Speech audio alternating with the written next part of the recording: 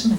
Então, naquele momento, ele nos interessa. É assim como na perícia, que eu acho que é a mesma questão para mim. Né? E quando a gente fala que as pessoas simulam. As pessoas simulam. Todos nós simulamos, em algum momento, né? Porque é aquilo que eu falava antes, isso também é uma estratégia defensiva, tu entendeu? Tem um dia que eu não tô bem e um dia que eu tô com dor de cabeça, enxaqueca, não vou trabalhar, entende? Isso faz parte, é uma estratégia. A questão é quando isso extrapola uma estratégia, né, e vira um modo de vida, por exemplo. Mas a gente tem que pensar por que isso acontece, né? Porque a princípio a gente não pode dizer que as pessoas, tem uns que são vagabundos e outros que são trabalhadores, né? Acho que a gente tem diversas formas das pessoas serem e habitar no mundo, né? Mas a gente toma uma certa noção, né, e determina que aquele que eu estou avaliando, ele é diferente de mim, enquanto que o perito também é um trabalhador, né? Tem também as suas estratégias, e uma das estratégias que ele tem é de banalizar o sofrimento do outro, porque se ele for sentir tudo que as pessoas veem, né, os psicólogos sabem muito disso, assim, né? Se todo mundo que vier na minha frente aqui falar e eu chorar junto, bom, chega no final do dia eu não consigo mais atender no dia seguinte. Então a gente vai criando as nossas estratégias também, tá? Mas isso não quer dizer que a gente tenha que ficar tão duro a ponto da gente não sentir que aquele outro, né, me afeta, né? E ele pode me afetar numa certa medida, de eu ser solidário com aquele sofrimento, de eu entender esse sofrimento e poder avaliar tecnicamente esse sofrimento sem deixar de ser humano, né? Porque é isso, assim, a Fábio estava falando, né? Fábio, né? Bem íntimo, mas eu estava falando assim, eu entendo que quando a gente fala do trabalhador e do trabalhadora, a gente está falando da gente, assim. Eu me coloco totalmente em todas as situações que eu falo, porque eu acho que, por exemplo, eu sou uma trabalhadora do Estado, eu tenho sido assediada, né, como todos os meus colegas, que não estão recebendo seu salário, né, que têm tido seu salário parcelado, né, que têm passado por diversas situações, agredidos, né? Nós temos um histórico desses 2 últimos anos no país em que as pessoas vão reivindicar seus direitos e elas são agredidas, tá? E aí a colega que fala sobre a questão assim, de como é que a gente faz uma escuta da reforma trabalhista, a escuta da reforma trabalhista tem sido com bala de borracha, né, com spray de pimenta, né, com os profissionais da segurança que também sofrem as mesmas questões, né, batendo em professores, em trabalhadores da saúde, né, no pessoal da SUSEP. Então, assim, se a gente for fazer essa... Eu adoro fazer contextualização histórica e conjuntura, né, porque às vezes a gente pega só um ponto. Não, não é só um ponto. É um conjunto, né, é um contexto. Essas coisas vêm acontecendo há muito tempo. Então, como é que a gente diz para as pessoas, vamos nos organizar em coletivos de trabalhadores, né, que é muito do nosso trabalho. Eu trabalho, a Karine daqui é minha colega de trabalho nesse sentido, a gente trabalha com a metodologia psicodinâmica do trabalho, né, que tem toda uma discussão da clínica do trabalho de juntar as pessoas coletivamente, das pessoas, né, se organizarem, de falarem das suas demandas, né? O Thomas está aqui, a gente está fazendo um trabalho também, né? E aí as pessoas dizem, é isso que a gente quer e tal, até no dia que a gente marca as pessoas não vão. Porque é difícil, isso não quer dizer que as pessoas não queiram. Existe todo um conjunto, né, que faz com que as pessoas desconfiem, elas foram usadas, né? Elas sentem que aquilo não vai dar em nada, e a gente vai lá, daí eu estou falando de uma prática, né? A gente vai lá e eu estou aqui porque eu acredito, né? Aqui e lá, ou acolá, né? Porque se eu não acreditasse, eu não estaria aqui falando para vocês, né? Eu acho que é uma questão de resistência também, né? Que tem um limite, mas que a gente pode estar sempre agregando e formando rede, né? Então, nesse sentido, assim, né? Eu já estava falando da questão dos sindicatos, né? Acho que a gente passou por um período pós-Constituição em que todos esses espaços, né, que foram reconstruídos ou construídos, tipo, a gente retomou os espaços sindicais, né? A gente fez construção de diversos espaços de controle social, né? As conferências, os conselhos, enfim, onde a gente tinha grupos de pessoas extremamente engajadas politicamente para o andamento daquela política, né? Aquela política setorial. Isso foi se transformando e é um movimento social, cultural, onde esses espaços eles viraram um trampolim político, não da política, mas dessa política partidária, de uma política de cargos. Tá? Então há uma transformação aí também da representação desses espaços. Mas eu continuo apostando nos espaços sindicais como espaços importantes, porque assim, como é que tu vai dizer que os trabalhadores vão ser escutados? Aonde? Dentro da empresa? Dificilmente. Não é o objetivo. O objetivo das empresas, na maioria, mesmo as públicas, tem modelos de gestão das privadas, é o lucro, entendeu? Bom, quando as empresas talvez entenderem que escutar os trabalhadores também pode dar lucro, porque vai diminuir o adoecimento, só que com essa oferta de mercado que a gente tem, essa lógica, é aquela coisa, a fila está lá na porta. Eu não preciso ficar pensando em permanecer com esse trabalhador, né? Mas só para não me estender um pouco mais ainda, eu acredito que também uma questão da escuta do trabalhador nós podemos estar produzindo pesquisa, por exemplo, entendeu?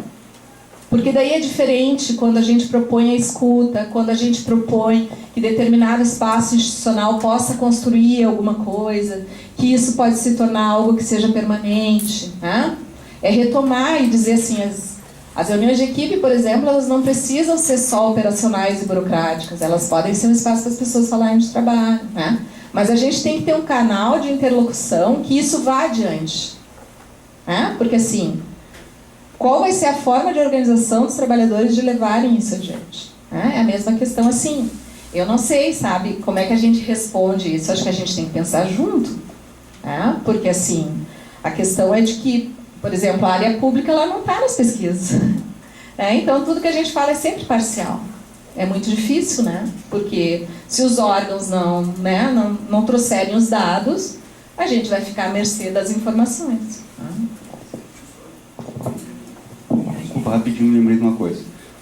Estatutários, na nossa pesquisa, essa que eu falei, que é inédita, etc., não tem... Eu consigo com a Brigada e com a Polícia Civil, porque aí eles têm a estatística de quantos morreram em serviço. Mas daí não tem, né? Olha, eu procurei. A CAT do servidor público, que é a CAT SP, que a CAT já existe, né, para seletista desde sempre, há muitos anos. A comunicação de acidente em trabalho, que para o servidor público é acidente em serviço, porque o servidor público não trabalha, ele presta um serviço, né, ele é um servidor. Horrível, mas é isso, acho que as palavras, os conceitos trazem isso. Ela é de 2013. E hoje, aqui no Rio Grande do Sul, nós tivemos um acidente de trabalho, enfim, fruto de violência num balcão de serviço qualquer, aí de um órgão qualquer. E a primeira coisa, enquanto sindicato, é, bom, vamos emitir a CAT. Onde estava o formulário da CAT SP? Nós tivemos que baixar da internet da Universidade Federal de Goiás, porque tem lá no manual do CIAS, que é o Manual da Saúde do Servidor Público Federal, ok? No manual ela está lá, mas ela está dentro do manual. O instrumento em si, ele não estava disponibilizado em plataforma nenhuma, de órgão nenhum que a gente tinha acesso. E quando o trabalhador daí a gente fez, né, o servidor fez junto com o sindicato, a emissão do documento, quando ele foi levar no órgão público, parecia assim um elefante branco. As pessoas olhavam assim, mas eu não sei nem que andamento eu tenho que dar para isso. Nem os servidores do CIAS, que é o Sistema de Atenção à Saúde do Servidor, sabiam como dar andamento àquele registro. Então, olha só, a gente está em 2018, gente. A gente está em 2018. E a gente não sabe como registrar um acidente de trabalho, que foi um acidente de trabalho clássico, entendeu? Não foi nada demais, não foi nada demais. Foi um acidente no local de trabalho, com todas as peculiaridades, né? Enfim, foi uma coisa assim óbvia, do dia a dia, como se fosse emitir uma CAT comum. Mas no serviço público ela se transformou não vou dizer nem que era um problema, mas era uma coisa assim, nossa, o que a gente vai fazer com isso? Ninguém sabia como receber, se protocolava, para onde que encaminhava depois de receber e protocolar, quer dizer, 2018. E tu junta com preconceito, né, com o servidor público, né, que é o discurso corrente, né, falando mal. Ontem eu fui com a minha esposa no Moinhos de Vento, e eles disseram que seria R$180 a consulta. Chegou a hora, era 220. Aí eu disse, olha, desculpa. Nos falaram por telefone 180. Procura, teve um erro no sistema. Aí eu perguntei, mas o que é aqui o serviço público? Porque assim, parece que o serviço privado não erra. Parece que não tem problema no serviço privado. Então, essas cortinas de fumaça que botam na nossa frente, as pessoas vão reproduzindo, né? E só que são discursos que são feitos na mídia, etc., e que tem consequência prática. Lá na ponta, no balcão, daqui a pouco o cara não quer receber mesmo. Não, vai trabalhar, para encher o saco, é sempre a mesma coisa. Sempre reclamando, mamando, umas tetas, tem? Então, o desafio é quebrar as cortinas. Pessoal, vamos abrir para mais 3 perguntas, acho que dá tempo. A gente tem mais aqui. Tá? Mais alguém? Aqui.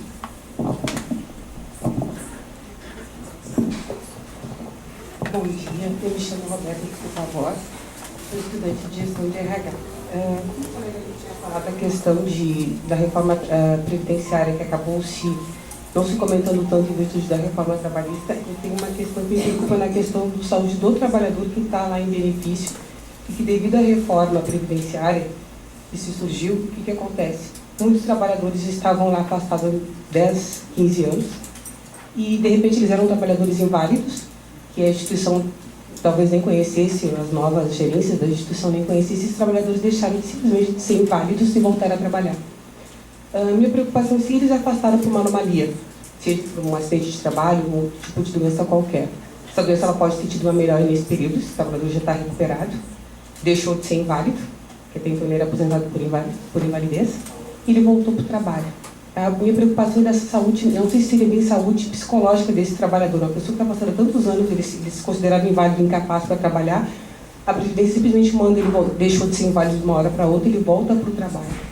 A preocupação é como é que fica a saúde desse trabalhador, entende? No sentido de, ele pode sim vir desencadear uma depressão, de repente até ficar uma pessoa que não se comporta novamente na equipe de trabalho, pede demissão, mais um desempregado na fila de desemprego com todos os outros. Essa é a minha preocupação. Não sei se você tem alguma coisa a respeito disso para falar.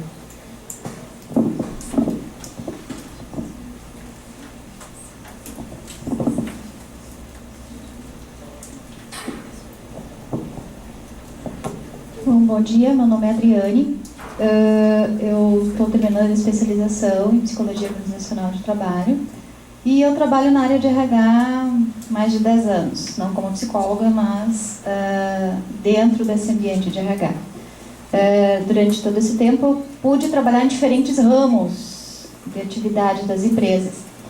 E uma coisa que me linkou à questão da reforma trabalhista foi a NR36, tá? Que atualmente na empresa que eu trabalho, então é algo muito forte.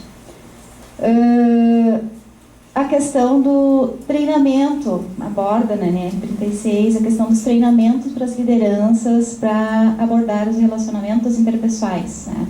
Quando a gente fala a questão da escuta do trabalhador, a gente sempre pensa no trabalhador lá, o do chão de fábrica, o auxiliar de produção, né, o operário. Mas é algo que eu penso muitas vezes é o que está no meio termo ali, ó, que é o supervisor, o líder, né, o que não é o dono da empresa e que existe uma pressão de cima e tem a pressão de baixo, né?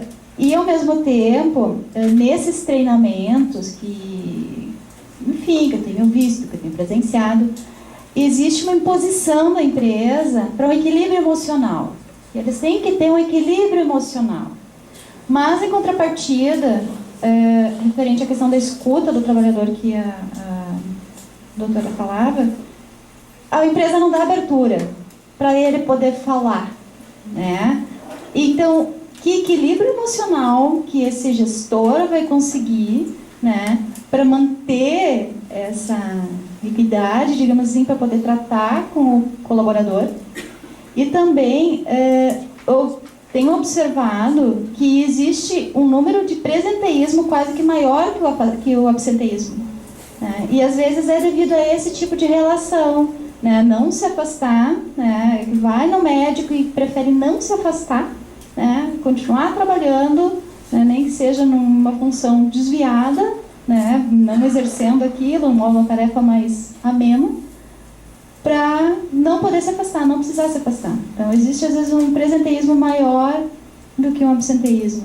Então, eu me perguntei assim, ó, que treinamento é esse? né? Que é algo que está na norma, tem que ser cumprido, mas, no entanto, parece que as empresas, às vezes, não sabem lidar exatamente com essas situações. Mais uma reflexão que eu fiz, não uma questão.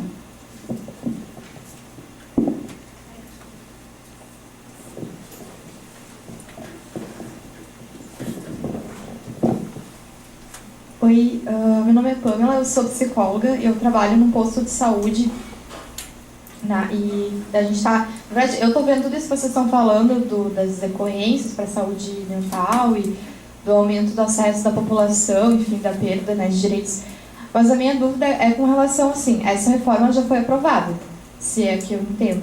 Então, quais são os nossos recursos para ajudar essas pessoas, os trabalhadores que vêm nos buscar com sofrimento psíquico, por exemplo, uma depressão, uma ansiedade?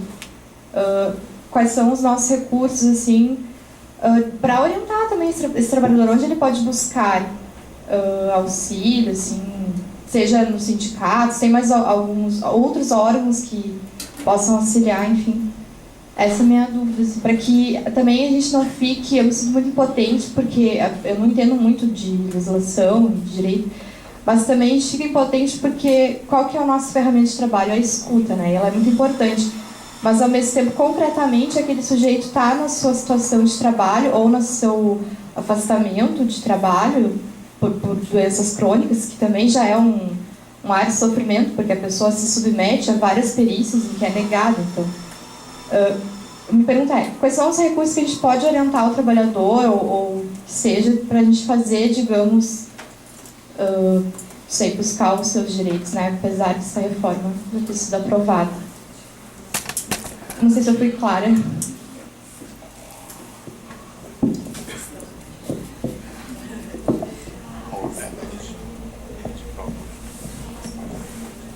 Tem mais uma pessoa inscrita, a gente abre para mais um e daí encerramos esse bloco de perguntas pelo horário, pode ser?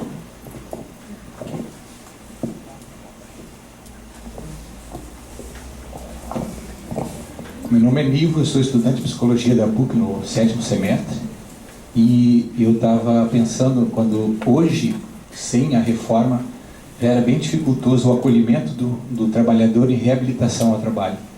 Então a minha pergunta é como está sendo tratado isso na nova reforma e que nós, como psicólogos, e você, Rogério, também trabalha com essa área há bastante tempo, poderia nos dizer assim, o que há a respeito disso? Porque já era difícil desse acolhimento, porque se a pessoa, por exemplo, está numa área mais de inteligência e tem alguma coisa que vai impedi-la, onde a empresa, às vezes a empresa coloca ela em vários lugares, isso acaba adoecendo mais ainda, essa incerteza de como ela vai ser reaproveitada, à medida que ela não pode mais dar conta daquilo que ela fazia antes, talvez por um problema mental, alguma coisa psicológica, emocional. Então essa é a minha dúvida, como a reforma contempla isso, esse acolhimento que já era difícil antes.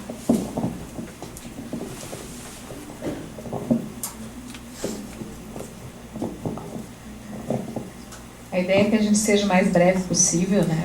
Em função do tempo, estamos num sábado, apesar de todo mundo estar aqui muito interessado e tal, a gente sabe que todo mundo precisa descansar também, né? Direito ao descanso, as pausas, né? Depois vamos para casa lá no computador fazer um monte de coisa. Mas assim, gente, eu vou tocar alguns aspectos, mas eu queria primeiro, antes que eu me esqueça, aqui fazer um convite para vocês, para as pessoas que trabalham ou estão próximos de sindicatos, né, que têm ações em saúde. Nós lançamos um dossiê na revista Trabalho em Cena, com N, Cena. Se vocês procurarem, né, no tio Google, vocês vão encontrar. Essa é uma revista da Universidade Federal do Tocantins, e nós abrimos, a colega Thierry Castro e eu estamos coordenando esse dossiê temático sobre ações de saúde em espaços sindicais. Então, produção de artigo, resenha, relato de experiência, enfim, para serem publicados nessa revista. Então, convido vocês, se vocês têm, né, ações que podem virar um artigo, se tem colegas que teriam isso, enfim, passem adiante, porque acho que essa é uma publicação importante e é uma forma da gente estar também fazendo essas discussões, né? E colocando para mais pessoas poderem discutir também. Bom, em relação à questão do RH, né? Eu sempre penso que quem trabalha com recursos humanos nas empresas está com o pincel na mão. Aí às vezes não consegue pintar. É uma situação muito delicada, né? Onde tu fica no limite do que é a tua ética e daquilo que as empresas estão pedindo, tá? Mas, por outro lado, eu acho que é uma posição muito importante de presença, tá? E de colocação. Às vezes, as pessoas não conseguem ficar nos espaços, elas têm que ir embora, os psicólogos, né? E alguns se submetem a coisas que não são éticas, tá? Nós temos isso porque somos trabalhadores também, né? Mas eu acho que é um espaço muito importante, assim, né? Então, quando se coloca essa questão, assim, de como é que a gente trabalha o equilíbrio emocional, né, numa normativa, existe uma distância muito grande entre aquilo que é o prescrito e o real, entendeu? Então, assim, ó, eu, por exemplo, falando de mim, que já trabalhei em diversos lugares, né? Hoje estou dentro de uma universidade, que não é um lugar isento desses problemas, muito pelo contrário, mas assim, se dizem pra mim, vamos aqui na empresa falar das nossas emoções, do que tu tá sentindo, para lá, né? O que vão fazer com isso? Entende? Então, assim, é muito delicado a gente falar dessas coisas quando o espaço ou aquele ambiente não é favorável para isso. Então, a gente pode treinar as pessoas no que a gente quiser. Agora, o que elas vão fazer com isso são outros 500. É que nem a gente fazer palestra motivacional. Sair todo mundo motivado amanhã, porque tu não está mexendo no processo de trabalho, tu não está mexendo nas relações diretas, né? Essas coisas acontecem se tu tem uma promessa efetiva, né? Uma promessa e uma efetivação exatamente do que vai acontecer, porque senão fica só no plano do papel, né? Então eu acho assim, não é à toa que as pessoas, e tem um autor que diz isso, eu não vou lembrar quem é, não sei se a Karine lembra, mas tem um autor que diz assim, as pessoas estão trabalhando com atestado dentro do bolso. Entendeu? Elas vão trabalhar doentes, né? Eu dizia aqui isso antes. Só que vai chegar um momento que talvez elas não trabalhem mais, né? Então, assim, acho que é uma discussão árida, arenosa pra gente fazer, né? Mas que, assim, simplesmente cumprir o protocolo é algo muito difícil, assim, né? As pessoas não vão fazer isso, assim, né? Quais são os nossos recursos, então, né, para atender e orientar, que era o que a Pamela estava perguntando, né? Eu creio que os nossos recursos continuam sendo os mesmos, assim, né? Porque a situação, ela tem de ficar mais grave, né? Eu acho que a gente faz uma escuta, mas a gente também tem que fazer ação, a gente precisa orientar as pessoas, a gente precisa dizer para as pessoas que é isso que tu pergunta, né? Então, assim, a gente escuta, mas não vai dizer, fale mais sobre isso. Não, né? Eu acho que quando a gente está nos espaços, porque eu acho que uma coisa é tu estar num consultório, nada contra, tá? Assim, tô brincando, mas desculpem. Uma coisa é tu estar num consultório particular, que as pessoas estão discutindo suas questões neuróticas e tal, não são menos importantes. Outra coisa é tu estar atendendo, né, dentro do sistema de saúde, lá no sindicato, não sei o que, as pessoas vêm, elas querem orientação. Eu tô lá no SUS, eu tô no SUAS, Então, assim, o que eu tenho que fazer? Eu tenho que me informar, eu tenho que me juntar com os meus colegas, eu tenho que fazer rede, que eu acho que é um pouco disso que a gente está fazendo aqui, entendeu? A pessoa viveu violência no local de trabalho, bom, como é que a gente faz? É sindicato, né, defensoria pública, tem delegacia, às vezes tem que fazer um BO, sabe? Existem questões assim que são muito de ordem prática, a gente vai escutar, a gente vai atender aquela demanda, mas a gente também vai na prática orientar, né? Porque o que acontece? Essas questões em relação ao trabalho, elas já vêm acontecendo, agora elas vão se acirrar. Então, assim, a gente pode fazer uma discussão dessas dentro de uma reunião de equipe? Ok, essa é uma pauta. Vamos pegar um texto e vamos ler. Entendeu? A gente estava falando antes, né, do dossiê sobre a reforma trabalhista. Vamos pegar a Rede Nacional de Saúde Trabalhadora, a RENAT, está fazendo diversas publicações sobre isso. Tá? A gente também tem o site da Ana Matra, né? E tem feito diversas publicações também. Vamos ler um artigo, vamos pegar informações, vamos ver como é que está a nossa região. Eu entendo que essa é uma prática bem importante. Não sei se a gente responde tudo, mas... Eu preciso falar uma coisa. Eu sou estudante de Direito, tá? Eu acho que a maioria aqui não é. Mas lá na universidade a gente tem um grupo de voluntários da graduação com advogados voluntários também. E vocês podem indicar para os pacientes do posto, de qualquer lugar, Lá é totalmente, um serviço totalmente gratuito e a gente só atende demandas trabalhistas. Então, assim, se a pessoa ganha até 3 salários mínimos, ela pode nos procurar que a gente vai fazer a demanda dela se virar caso trabalhista, né? É o SAJU da URGS. E se vocês quiserem procurar... Qual é teu nome? Os pacientes. SAJU... O teu nome? Ah, o meu é Ana Paula. Ana Paula, tem o SAJU da URGS. Isso. Ana Paula, muito obrigada a todas as universidades que têm cursos de psicologia, direito, odonto. Elas têm que ter um serviço prestado à população. Né? Então, a URGS tem, a PUC, apesar de não ser pública, também tem um serviço de assistência jurídica. Né? As pessoas podem procurar, assim como de assistência psicológica também, atendimento psicológico. Obrigada, valeu. Acho só, desculpa interromper, só vale a pena lembrar que tem um ambulatório de doenças do trabalho também, que está no Clínicas, né? Que o professor Álvaro, ele tem coordenado, não sei como é que está isso hoje. Aham. Eu acho que também serve para encaminhamento. A gente não pode discutir todos os aspectos da rede aqui, tá? Então, assim, nós trabalhamos com o professor Álvaro Merlo, tá? O que acontece? O ambulatório de doenças ocupacionais e do trabalho do Hospital de Clínicas, ele faz parte de uma rede de atendimento. A pessoa entra pela atenção básica, tá? Unidade básica de saúde. Se ela pedir, ou se ela tiver um profissional que a acolha bem, pode ser que ele encaminhe ela para lá. Mas, a princípio, o ambulatório não tem atendimento psicológico, tá? A gente faz uma discussão ali, o pessoal tem sido muito continente com as questões da psicologia, mas o atendimento da psicologia é geral para o hospital. Então, o nosso entendimento, por exemplo, é que as pessoas deveriam buscar as unidades básicas de saúde, as unidades deveriam estar capacitadas para isso, ainda não são, mas nós temos os CERESTs também, né? Então, assim, se a pessoa puder ser acolhida em algum serviço, que bom. Essa é uma discussão que a gente também precisa fazer, entendeu? A gente não consegue implementar a Política Nacional de Saúde do trabalhador e da trabalhadora. As pessoas vão no serviço, elas não são escutadas e não são acolhidas, infelizmente, né? E às vezes elas voltam para um espaço sindical, às vezes elas têm que procurar um lugar onde elas têm que pagar, né? E elas não têm como pagar, né? Eu vou deixar as questões da reabilitação e da colega que falou do trabalhador inválido, porque talvez eu não tenha Conhecimento suficiente para isso. Bom, querendo denunciar para o Ministério Público, a gente trabalha da seguinte forma: em princípio a gente não atua em casos isolados, tá? A gente não vai proteger o trabalhador X, Y, Z, mas a gente vai atuar no sistema da empresa como um todo, tá? Visando a prevenção. Então, é www.mt4.mpt.mp.br. Lá tem um link de coleta de denúncias, pode denunciar anonimamente, tá? E tem que ficar claro que, por exemplo, o trabalhador está dizendo, não, lá na minha empresa o pessoal está adoecendo, questão mental, ou enfim, qualquer outro tipo,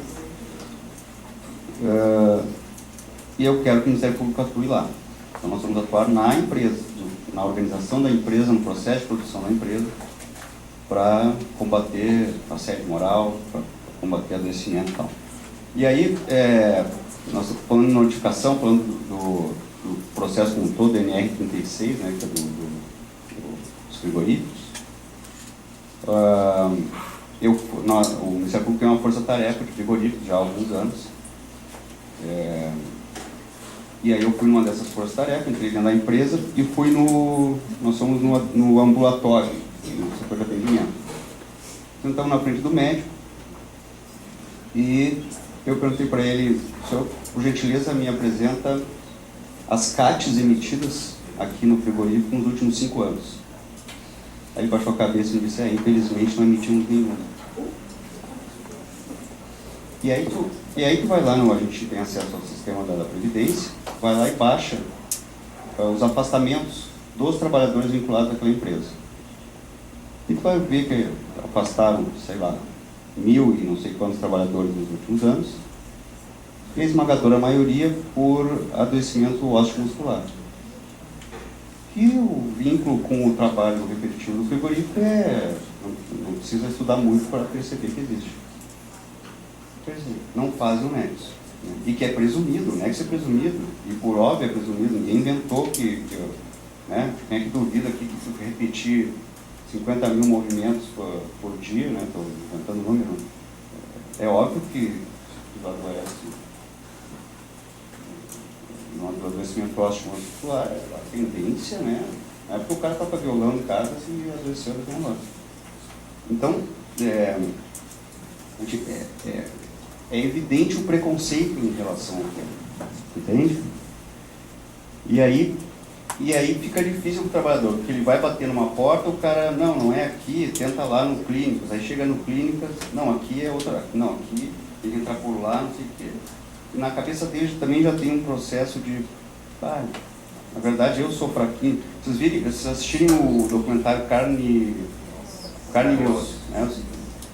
Vai ver ali que as pessoas que adoecem geralmente são aquelas que mais querem trabalhar, que estão disponíveis, que estão se esforçando e tal. Mas o processo de produção não acolhe. Não acolhe no sentido de que o processo de produção é feito para adoecer. Bom, e aí, respondendo aqui, NR36, treinamento é óbvio, né, a gente tem que ver do ponto de vista psicológico, né? O gerente, que não é o dono da empresa, que é um assalariado, que está ali no meio, ele também é vítima do processo. É evidente que ele é vítima do processo, né? Ele sofre pressão de cima, sofre pressão de baixo. Na verdade, quando ele vai estourar indo para baixo, né? Ele vai estourar para baixo. Agora, bom, como é que sai disso? Depende das pessoas. Esse médico é um criminoso. O médico que a gente foi lá na R36, não é por motivo que a gente denunciou ele.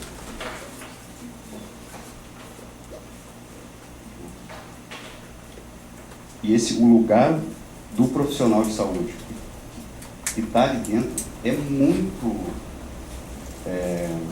difícil. É muito difícil.